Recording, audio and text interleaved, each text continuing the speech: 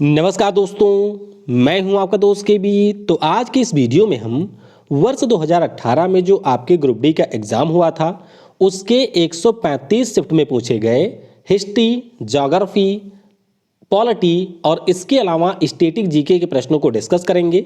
मैं आपको ये पहले ही बता चुका हूँ कि आपके ग्रुप डी में जो ये हमारा पोर्शन होता है इसमें से लगभग आपके 10 से 12 प्रश्न हर शिफ्ट में पूछे जाते हैं, तो इसीलिए आपको इसकी भी तैयारी बहुत ही अच्छे से करनी होती है। तो अभी तक 300 प्रश्नों को ऑलरेडी हम लोग डिस्कस कर चुके हैं। अगर आपने उन वीडियोस को नहीं देखा है तो आई बटन पर आपको लिंक मिलेगी, वहां से आप उन वीडियोस को देख सकते हैं। आज के इस वीडियो में भी हम लोग टोटल यहां पर 100 प्रश्नों को डिस्कस करने वाले हैं। वीडियो की हम लोग शुरुआत करें उससे पहले मैं आपको बता दूं कि नए साल की शुरुआत पर अनअकैडमी के ऊपर बहुत ही शानदार ऑफर चल रहे हैं। यानी कि अगर आपको कोई भी कोर्स परचेज करना है तो यूज करिए कोड KV10। पहले किसी भी कोड पर आपको केवल 10% का डिस्काउंट मिलता था, अब ये डिस्काउंट बढ़कर के 22% हो चुका है। इसके अलावा 10% का कैशबैक आपको मेरी तरफ से और 10% आपको मिलेगा कोड रिडीम करने पर, यानी कि आप लोग टोटल 42% तक का डिस्काउंट अवेल कर सकते हैं अनअकैडमी के किसी भी कोर्स पर। ये मेरा व्हाट्सएप नंबर है, तो अगर आप नए साल में अपनी तैयारी को एक नई दिशा देना चाहते हैं तो अनअकैडमी का कोई भी प्लस कोर्स आप लोग खरीद सकते हैं। कोड यूज करिएगा KV10, इससे आपको मिलेगा 22% का डिस्काउंट। ज़्यादा जानकारी के लिए इस नंबर पर आप लोग मुझसे कॉन्टैक्ट कर सकते हैं। बाकी आपको ध्यान रखना है कि दिसंबर में ये सारे ऑफर भी आपके शुरू हुए थे, यानी कि SSC के कोर्स पर आपको 12 महीने पर 4 महीने का, 24 महीने पर 8 महीने का फ्री सब्सक्रिप्शन मिलेगा। तो इन सभी के बारे में ज़्यादा जानकारी के लिए आप इस नंबर पर मुझसे कांटेक्ट कर सकते हैं। बाकी 3 तारीख से आपके अनअकैडमी के ऊपर मेरी लाइव क्लासेस भी शुरू हो जाएंगी। तो अगर आप लोग करंट अफेयर के साथ साथ जो हमारे जनरल साइंस का पोर्शन है उसका लाइव टेस्ट देना चाहते हैं, प्रश्नों को अच्छे से समझ करके पढ़ना चाहते हैं, तो नीचे आपको मेरी अनअकैडमी प्रोफाइल की लिंक मिलेगी, उस पर क्लिक करके आप मुझे अनअकैडमी के ऊपर फॉलो भी कर सकते हैं। मेरी क्लासेस दिन में 12 बजे और रात के 10 बजे से शुरू हो जाएगी। तो चलिए अब इस वीडियो की हम करते हैं शुरुआत। पहला प्रश्न है कि भारतीय महिला क्रिकेट टीम की पहली कप्तान कौन थी? काफ़ी महत्वपूर्ण प्रश्न है, ध्यान रखिएगा। जो पहली कप्तान है इनका नाम है शांता रंगास्वामी। क्या नाम है? शांता रंगास्वामी नाम है। ऑप्शन यहाँ पर डी हो जाएगा फिलहाल करेक्ट। देख सकते हैं कि 1976 में जब हमारी महिला टीम ने पहला अंतर्राष्ट्रीय टेस्ट मैच खेला था तो उस समय टीम की कप्तान बनी थी शांता रंगास्वामी, तो डी हो जाएगा करेक्ट। अगला प्रश्न है कि चीनी यात्री ह्वित्सोंग ने कहाँ पर 3 वर्ष ठहर कर संस्कृत सीखा था? तो ये आपके रुके थे ताम्रलिप्ति में। कहाँ पर? ताम्रलिप्ति में। तो ऑप्शन हमारा ए हो जाएगा करेक्ट। ताम्रलिप्ति की बात करें तो ये आपको पश्चिम बंगाल में देखने को मिलेगा, जहाँ पर ये 3 साल तक रुके थे। तो ऑप्शन हमारा ए हो जाएगा करेक्ट। अगला प्रश्न है कि वर्तमान में नाबार्ड के अध्यक्ष कौन हैं? तो अगर हम लोग नाबार्ड के अध्यक्ष की बात करते हैं तो इस पद पर हैं GR चिंतला। कौन है? GR चिंतला इस समय नाबार्ड के अध्यक्ष हैं। तो यहां पर हमारा ऑप्शन नंबर ए यानी कि गोविंद राजलू चिंतला हो जाएगा करेक्ट। अगला प्रश्न है कि हर वर्ष उत्कृष्टता के लिए जो मूर्ति देवी अवार्ड है ये आपके कौन से फील्ड में दिया जाता है? काफ़ी महत्वपूर्ण प्रश्न है। मूर्ति देवी अवार्ड की अगर हम लोग बात करते हैं तो ये दिया जाता है हमारे साहित्य के क्षेत्र में। ऑप्शन यहाँ पर फिलहाल सी हो जाएगा करेक्ट। तो देख सकते हैं 1983 में इस पुरस्कार की स्थापना की गई थी और हमारे यहाँ पर जो भारतीय ज्ञानपीठ है वह हर साल इस पुरस्कार को देता है। ऑप्शन फिलहाल सी होगा करेक्ट। अगला प्रश्न है कि निम्नलिखित में से कौन से भारतीय राज्य स्तरीय राजनीतिक दल का जो नेतृत्व है ये एन चंद्रबाबू नायडू करते हैं? तो एन चंद्रबाबू नायडू की बात करें ये आपके तेलुगु देशम पार्टी से हैं। ऑप्शन यहाँ पर ए हो जाएगा करेक्ट। अच्छा, ध्यान रखिएगा कि जो एन चंद्रबाबू नायडू हैं ये आपके आंध्र प्रदेश के पूर्व CM भी रह चुके हैं। तो ऑप्शन ए हो जाएगा तेलुगु देशम पार्टी यहाँ पर करेक्ट। अगला प्रश्न है कि राजनीतिक स्पेक्ट्रम के किस दल से क्रांतिकारी सोशलिस्ट पार्टी संबंधित है? तो अगर हम लोग स्पेक्ट्रम की बात करते हैं तो ये आपके वामपंथी विचारधारा से संबंधित है, यानी कि लेफ्ट विंग की एक पार्टी है। ऑप्शन यहाँ पर सी हो जाएगा करेक्ट। तो देख सकते हैं त्रिब चौधरी के द्वारा इस पार्टी की स्थापना 1940 में की गई थी। नाम इसका है क्रांतिकारी सोशलिस्ट पार्टी। ऑप्शन सी हो जाएगा करेक्ट। अगला प्रश्न है कि भारत के संविधान में स्वाधीनता और बंधुता को शुरू करने का जो विचार है ये किस देश से प्रेरित था? तो ये आपके प्रेरित था फ्रांस देश से। कहाँ से? हमने फ्रांस से इन दोनों टर्म को लिया था, यानी कि स्वाधीनता और बंधुता। ऑप्शन ए हो जाएगा करेक्ट। अगला प्रश्न है कि डैश डैश नाम ग्रीक भाषा से आया है जिसका अर्थ है सिंधु नदी के पार का क्षेत्र। तो ये जो हमारा शब्द है इसका नाम है भारत। क्या नाम है? भारत इसका नाम है। तो ऑप्शन फिलहाल के लिए ए हो जाएगा यहाँ पर करेक्ट। अगला प्रश्न है कि वर्ष 2019-20 के रणजी ट्रॉफी का जो खिताब है ये किस टीम ने जीता है? तो 2019-20 की जो रणजी ट्रॉफी थी इसे जीता था सौराष्ट्र ने पहली बार। ऑप्शन यहाँ पर ए हो जाएगा करेक्ट। तो ध्यान रखिएगा, सौराष्ट्र ने पहली बार इस मुकाबले को जीता था। कई बार ये भी पूछा जाता है कि रणजी ट्रॉफी किस खेल से संबंधित है?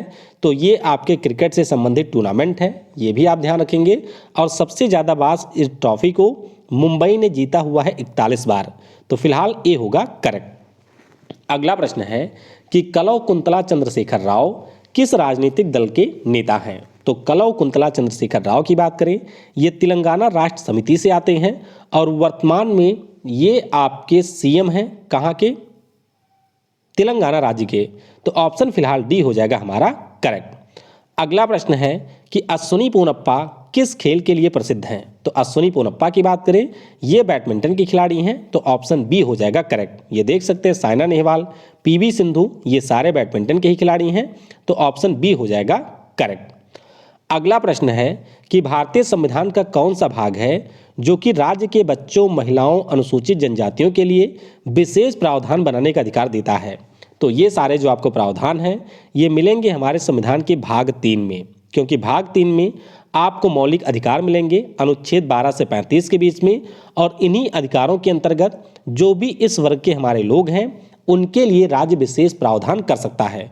तो ऑप्शन फिलहाल ए हो जाएगा करेक्ट। अगला प्रश्न है कि फिल्म बैंडिट क्वीन में मुख्य अभिनेत्री कौन है? तो आप में से शायद कई सारे लोगों ने देखा होगा, फूलन देवी के ऊपर ये कहानी बनाई गई है और इसमें फूलन देवी का किरदार निभाया है अभिनेत्री सीमा विश्वास ने। ऑप्शन यहाँ पर फिलहाल डी हो जाएगा करेक्ट। अगला प्रश्न है कि भारतीय रिजर्व बैंक का हेडक्वार्टर कहाँ पर है? बच्चों वाला प्रश्न है, तो ये आपको मिल जाएगा मुंबई में। अगला प्रश्न है कि बजट की घोषणा के लिए प्रयुक्त पारिभाषिक शब्द निम्न में से कौन सा है? तो बजट की अगर हम लोग घोषणा की बात करते हैं तो इसे हम लोग जानते हैं वार्षिक वित्तीय विवरण के नाम से। किसके नाम से? वार्षिक वित्तीय विवरण के नाम से आपको ये शब्द देखने को मिलेगा हमारे कॉन्स्टिट्यूशन में, और ये आपके वर्णित है अनुच्छेद 112 में। कहाँ पर है? अनुच्छेद 112 में आपको ये देखने को मिलेगा। अगला प्रश्न भी काफ़ी आसान है कि कुतुबुद्दीन ऐबक और रजिया किस राजवंश से थे? तो कुतुबुद्दीन ऐबक और रजिया की बात करें, ये दोनों आपके आते हैं मामलूक राजवंश से। ऑप्शन यहाँ पर फिलहाल ए हो जाएगा करेक्ट। तो ये देख सकते हैं ये गौरी का सल्तनत था, बाद में यहाँ पर दिल्ली सल्तनत आता है। ये आपका 1206 से शुरू होता है और 1290 तक इसका टर्म पीरियड होता है। ऑप्शन ए हो जाएगा करेक्ट। अगला प्रश्न है कि भारत में सर्दियों के दौरान डैश डैश से आने वाली जो हवाएं हैं ये शीत लहर का कारण बनती हैं। तो ये जो हवाएं हैं ये आपको देखने को मिलेंगी हिमालय की तरफ से। कहाँ से? हिमालय की तरफ से। ऑप्शन फिलहाल बी हो जाएगा यहाँ पर करेक्ट। अगला प्रश्न है कि सचिन तेंदुलकर को किस वर्ष भारत रत्न से सम्मानित किया गया था? तो सचिन तेंदुलकर की बात करें, इन्हें भारत रत्न मिला था 2014 में। कब मिला था? 2014 में मिला था। तो ऑप्शन फिलहाल डी हो जाएगा करेक्ट। तो सचिन तेंदुलकर और जो हमारे प्रसिद्ध वैज्ञानिक है CNR राव, क्या नाम है? CNR राव साहब, इन दोनों को 2014 में भारत रत्न पुरस्कार मिला था। तो डी हो जाएगा करेक्ट। अगला प्रश्न है कि डैश डैश लगभग 84 वर्ष तक उपमहाद्वीप में शासन करने वाला प्रथम मुस्लिम वंश था। तो क्या नाम है इसका? इसका नाम था गुलाम वंश, यानी कि स्लेव डायनेस्टी इसका नाम था। ऑप्शन फिलहाल डी हो जाएगा यहाँ पर करेक्ट। तो देख सकते हैं गुलाम वंश पहला राजवंश था और उसके बाद में था लोदी राजवंश। अगला प्रश्न है कि विश्व स्वास्थ्य संगठन यानी कि जो WHO है इसका हेडक्वार्टर कहाँ पर है? बिल्कुल आसान सा प्रश्न है। ये आपको मिलेगा स्विट्जरलैंड के जिनेवा में। 7 अप्रैल 1948 को इसकी स्थापना हुई थी और टेड्रस अदनाम इस समय इसके महानिदेशक हैं। अगला प्रश्न है कि सालाना आयोजित होने वाली विजय हजारे ट्रॉफी निम्नलिखित में से किस खेल से जुड़ी है? तो विजय हजारे ट्रॉफी की बात करें, ये आपके क्रिकेट का टूर्नामेंट होता है ऑप्शन यहाँ पर फिलहाल सी हो जाएगा करेक्ट। तो जो आपके 2020-21 के लिए हुआ है उस ट्रॉफी को किसने जीता है, तो इसे जीता है मुंबई ने। ये भी आप लोग ध्यान रखिएगा, ऑप्शन सी हो जाएगा यहाँ पर करेक्ट। अगला प्रश्न है कि कथकली डैश डैश का एक शास्त्रीय नृत्य नाटक है। तो कथकली की अगर हम लोग बात करते हैं, आप सभी को पता होगा ये केरल से है, ऑप्शन यहाँ पर बी हो जाएगा हमारा करेक्ट।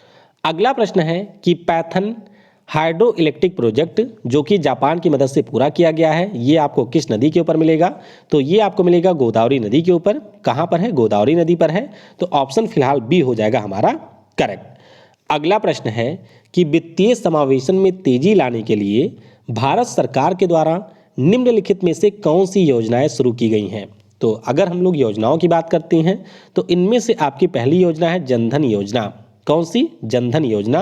ध्यान रखिएगा, ऑप्शन यहाँ पर सी हो जाएगा करेक्ट। तो 28 अगस्त 2014 को इस योजना को लॉन्च किया गया था एक नारे के साथ में। नारे का नाम था मेरा खाता भाग्य विधाता। तो अभी तक यानी कि अगर मैं 2021 की रिपोर्ट की बात करूं तो लगभग हमारे देश में 45 करोड़ लोगों का ये अकाउंट खुल चुका है। ऑप्शन सी हो जाएगा यहाँ पर करेक्ट। अगला प्रश्न है कि अजंता और एलोरा की जो गुफाएं हैं इस पर आपको डैश डैश धर्म की सबसे पहली वास्तुकला, गुफा चित्रकला और मूर्ति कला के उत्तम उदाहरण में से एक है। तो कौन से धर्म से है, ये हमारा है बौद्ध धर्म। कौन सा, बौद्ध धर्म की सबसे पहली वास्तुकला आपको यहाँ पर देखने को मिलेंगी। ऑप्शन फिलहाल ए हो जाएगा करेक्ट। उसी प्रकार से एलोरा की अगर हम बात करते हैं तो इसमें बौद्ध के साथ साथ आपको हिंदू और जैन सल्तनत की गुफाएं भी देखने को मिलेंगी। तो ध्यान रखिएगा, ए हो जाएगा फिलहाल करेक्ट। अगला प्रश्न है कि प्रौद्योगिकी से संबंधित छात्रों में अनुसंधान करने के लिए डॉक्टरल छात्रों पर ध्यान केंद्रित करने के साथ केंद्रीय मंत्रिमंडल ने किस योजना को मंजूरी दे दी है, तो इस योजना का नाम है PMRF योजना, यानी कि prime minister research fellow scheme इसका नाम है। ऑप्शन यहाँ पर बी हो जाएगा करेक्ट। अगला प्रश्न है कि निम्नलिखित में से किसने प्राचीन भारत में मृच्छकटिका पुस्तक संकलित की है। तो मृच्छकटिका पुस्तक की बात करें, इसे लिखा है शूद्रक महोदय ने। किसने लिखा है, शूद्रक ने। तो ऑप्शन यहाँ पर फिलहाल बी हो जाएगा करेक्ट। अगला प्रश्न है कि प्राचीन भारत में कल्हड़ के द्वारा निम्नलिखित में से कौन सी पुस्तक लिखी गई थी। तो कल्हड़ की बात करें, इन्होंने लिखा हुआ है राजतरंगिणी। क्या नाम है, राजतरंगिणी इस पुस्तक का नाम है और इसमें आपको कश्मीर का इतिहास देखने को मिलेगा। तो फिलहाल बी हो जाएगा करेक्ट। ये सारी पुस्तकें भी पूछी जाती हैं तो थोड़ा आप लोग ध्यान रखिएगा। जैसे कि बृहद संहिता की बात करें, बराह मिहिर ने लिखा है। अभिज्ञान शाकुंतलम कालिदास महोदय ने लिखा है। मुद्रा राक्षस विशाख दत्त ने लिखा है और राजतरंगिणी मैंने आपको बता दिया कल्हड़ ने लिखा है। अगला प्रश्न है कि सुकन्या समृद्धि योजना केंद्र सरकार के द्वारा किस योजना के तहत उप योजना के रूप में आरंभ की गई है। तो ये आपकी शुरू हुई थी बेटी बचाओ बेटी पढ़ाओ के अंतर्गत। यहाँ पर फिलहाल बी हो जाएगा करेक्ट। अगला प्रश्न है कि वर्तमान में भारत का जो खेल प्राधिकरण है इसके महानिदेशक के रूप में किसे नियुक्त किया गया है। तो स्पोर्ट्स अथॉरिटी ऑफ इंडिया की बात करें, इसके जो महानिदेशक हैं इनका नाम है संदीप प्रधान। क्या नाम है, संदीप प्रधान नाम है। 1984 में इसकी स्थापना हुई थी। तो ऑप्शन ए हो जाएगा करेक्ट। अगला प्रश्न है कि भारत का पहला कैशलेस द्वीप कौन सा है। तो भारत के पहले कैशलेस द्वीप की बात करें, ये हमारा है करंग द्वीप। क्या नाम है, करंग द्वीप इसका नाम है। ऑप्शन आपका सी हो जाएगा करेक्ट। कैशलेस का मतलब क्या है, इसका मतलब ये है कि अगर आप इस द्वीप के ऊपर पहुंचते हैं जो कि आपको लोकटक झील में देखने को मिलेगी, तो यहाँ पर आप लोग कैश यूज नहीं कर सकते हैं, यहाँ पर आपको डिजिटल तरीके से पेमेंट करना होगा। तो सी हो जाएगा फिलहाल करेक्ट। अगला प्रश्न है कि निम्नलिखित में से किस समाज सुधारक की जो जयंती है इसको चिन्हित करने के लिए 12 जनवरी को हम राष्ट्रीय युवा दिवस मनाते हैं। तो ये जन्मदिन होता है हमारे परम आदरणीय स्वामी विवेकानंद जी का। ऑप्शन फिलहाल के लिए सी हो जाएगा यहाँ पर करेक्ट। अगला प्रश्न है कि 2020 में अंडर 19 क्रिकेट विश्व कप का जो विजेता टीम है इसका नाम क्या है। तो ध्यान रखिएगा 2020 में जिसने जीता था उस टीम का नाम है बांग्लादेश। फाइनल मुकाबले में इसने हमारे देश भारत को हरा दिया था। तो फिलहाल डी हो जाएगा यहाँ पर करेक्ट। अगला प्रश्न है कि वित्त आयोग के संबंध में कौन सा कथन सही नहीं है। तो देखिए, वित्त आयोग की बात करें तो यह एक संवैधानिक संस्था है। अनुच्छेद 280 22 नवंबर 1951 को पहले वित्त आयोग का गठन हुआ था, बिल्कुल सही है। एनके सिंह वित्त आयोग के 14वें अध्यक्ष हैं, बिल्कुल गलत है, ये 15वें अध्यक्ष हैं। इसमें एक सदस्य और 4 अन्य सदस्य होते हैं, बिल्कुल सही है। और इसका गठन हर 5 साल पर होता है, ये भी बिल्कुल सही है। तो ऑप्शन सी हो जाएगा यहाँ पर इनकरेक्ट। अगला प्रश्न है कि योनेक्स कप किस खेल से संबंधित है। तो योनेक्स कप की बात करें, ये आपके बैडमिंटन से संबंधित है और इसे हम लोग ऑल इंग्लैंड बैडमिंटन चैंपियनशिप्स के नाम से भी जानते हैं। तो फिलहाल डी होगा यहाँ पर करेक्ट। अगला प्रश्न है कि रजिया सुल्तान डैश डैश की बेटी थी। तो रजिया सुल्तान की बात करें, ये बेटी है आपके इल्तुतमिश की। किसकी? इल्तुतमिश की बेटी थी रजिया सुल्तान। दिल्ली की पहली महिला शासिका भी ये रही थी 1236 से 40 के बीच में। तो ऑप्शन डी हो जाएगा फिलहाल करेक्ट। अगला प्रश्न है कि निम्नलिखित में से किस मंत्रालय के द्वारा प्रसाद योजना शुरू किया गया था। तो प्रसाद योजना की अगर हम लोग बात करते हैं तो ये शुरू किया गया था हमारे यहाँ के पर्यटन मंत्रालय के द्वारा। ऑप्शन फिलहाल डी हो जाएगा करेक्ट। वैसे आप प्रसाद का पूरा नाम ध्यान रखिएगा, हाँ वही प्रसाद है जो आपको दिया जाता है। तो pilgrimage rejuvenation and spiritual augmentation drive, ये इसका पूरा नाम है। तो ऑप्शन डी हो जाएगा फिलहाल करेक्ट। अगला प्रश्न है कि सिंह विष्णु किस वंश के शासक थे। तो सिंह विष्णु की बात करते हैं, ये आपके पल्लव राजवंश के शासक थे। कहाँ के थे? पल्लव राजवंश से थे। तो ऑप्शन फिलहाल सी हो जाएगा करेक्ट। तो राजा सिंहवर्मन के ये पुत्र थे। राजधानी आपके पल्लव राजवंश की कांचीपुरम में रही थी। ये देख सकते हैं बिल्कुल नीचे की तरफ इन्होंने शासन किया था। ऑप्शन सी हो जाएगा करेक्ट। अगला प्रश्न है कि डैश डैश खिलजी वंश का प्रथम शासक था। क्या नाम है इनका? तो इनका नाम है जलालुद्दीन फिरोज खिलजी। ध्यान रखिएगा 1290 में जो गुलाम वंश समाप्त होता है तो उसके बाद में ये बनते हैं शासक। फिर इनका भतीजा अलाउद्दीन खिलजी इनको मार देता है और खुद बन जाता है दिल्ली का शासक।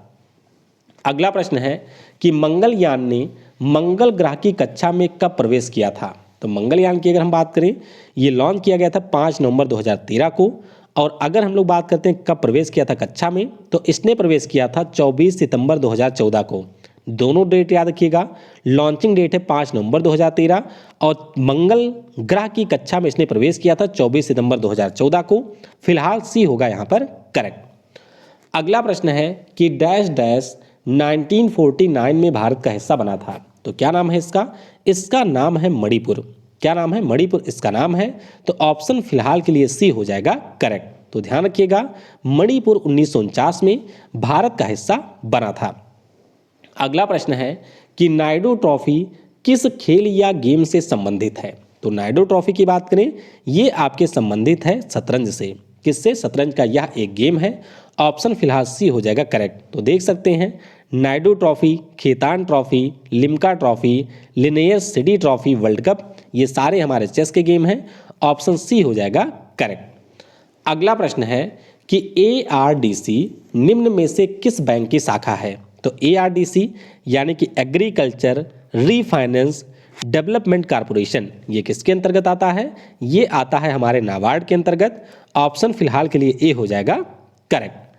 अगला प्रश्न है कि भारतीय राष्ट्रीय आंदोलन के दौरान प्रसिद्ध उपन्यास आनंद मठ किसने लिखा था। तो ये लिखा था बंकिम चंद्र चट्टोपाध्याय साहब ने। ऑप्शन यहाँ पर हमारा सी हो जाएगा करेक्ट। तो अच्छे से ध्यान रखिएगा बंकिम चंद्र चट्टोपाध्याय ने लिखा था आनंद मठ नाम का उपन्यास। अगला प्रश्न है कि लाइफ टाइम अचीवमेंट के लिए ध्यानचंद पुरस्कार वर्ष डैश डैश में स्थापित किया गया था। तो ध्यानचंद पुरस्कार की बात करें, यह स्थापित हुआ था 2002 में। कब हुआ था? 2002 में हुआ था। ऑप्शन फिलहाल हमारा बी हो जाएगा यहाँ पर करेक्ट। अगला प्रश्न है कि निम्नलिखित शहरों में से किसकी जनसंख्या सबसे अधिक है। अब देखिए अगर हम लोग सबसे अधिक जनसंख्या की बात करते हैं शहरों के लिहाज से, तो वैसे दिल्ली को अगर हम एक शहर मानते हैं तो उसकी जनसंख्या सबसे ज़्यादा है। दूसरे नंबर पर आता है मुंबई। तो ध्यान रखिएगा ऑप्शन यहाँ पर ए मुंबई हो जाएगा करेक्ट। ये देख सकते हैं 28.5 मिलियन है, यानी कि लगभग 2 करोड़ 80 लाख नई दिल्ली की जनसंख्या है, जबकि मुंबई की है 2 करोड़। तो ऑप्शन ए हो जाएगा करेक्ट। अगला प्रश्न है संजय गांधी राष्ट्रीय उद्यान डैश डैश में है। तो संजय गांधी राष्ट्रीय उद्यान की बात करें, ये आपको महाराष्ट्र में मिलेगा। ऑप्शन हमारा फिलहाल बी हो जाएगा यहाँ पर करेक्ट। तो देख सकते हैं गुगामल, संजय गांधी, चंदौली, तडोबा, नावेगांव, जवाहरलाल नेहरू पेंच, ये सारे आपको महाराष्ट्र में मिलेंगे। बी हो जाएगा फिलहाल करेक्ट। अगला प्रश्न है कि भारत सरकार के द्वारा एक पहल स्वच्छ भारत अभियान किस वर्ष पेश किया गया था। तो स्वच्छ भारत अभियान ये शुरू हुआ था 2014 में। गांधी जी की जयंती के अवसर पर। ऑप्शन फिलहाल ए हो जाएगा यहाँ पर करेक्ट।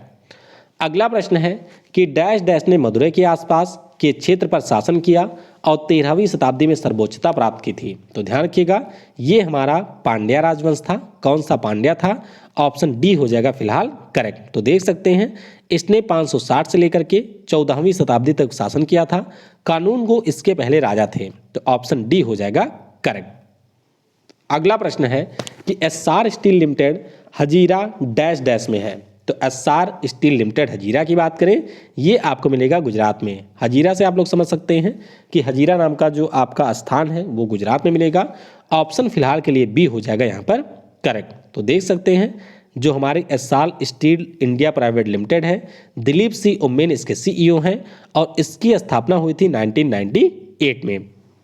अगला प्रश्न है कि संविधान सभा का जो विचार है ये सबसे पहले किसके द्वारा दिया गया था? तो संविधान सभा की अगर हम लोग बात करें, ये विचार सबसे पहले एम एन रॉय साहब ने दिया था 1934 में। कब? 1934 में। तो बी हो जाएगा यहाँ पर करेक्ट।